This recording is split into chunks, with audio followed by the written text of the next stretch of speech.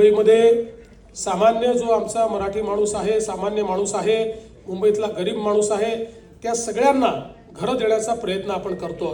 पण आता पुढे प्रयत्न करतोय.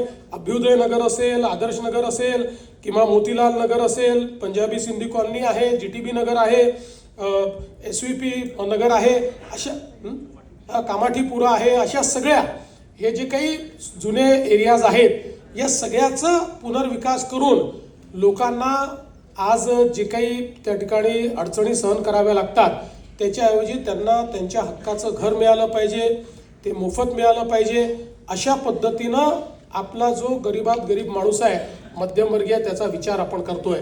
आता पुढच्या काळामध्ये हे सगळं जे रिडेव्हलपमेंट मुंबईमध्ये होणार आहे, जवळपास म्हणजे हे सगळे जे जुने वेगवेगळ्या लेआउट्स आहेत, या लेआउट्सचं जे रिडेव्हलपमेंटचं काम आपण हातामध्ये घेतलं आहे त्याची एकत्रित आपण विचार केला तर जवळपास 1000 एकराचं रिडेव्हलपमेंटचं काम आता आपण मुंबईमध्ये करतो.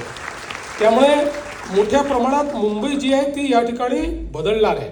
मुंबईमध्ये सामान्य माणसाला घर तर मिळणार आहे, पण मुंबईची लिव्हेबिलिटी, मुंबईमध्ये ईज ऑफ लिव्हिंग, सामान्य माणसाच्या जीवनामध्ये क्वालिटेटिव्ह चेंज हा आणण्याचा आपला प्रयत्न आहे.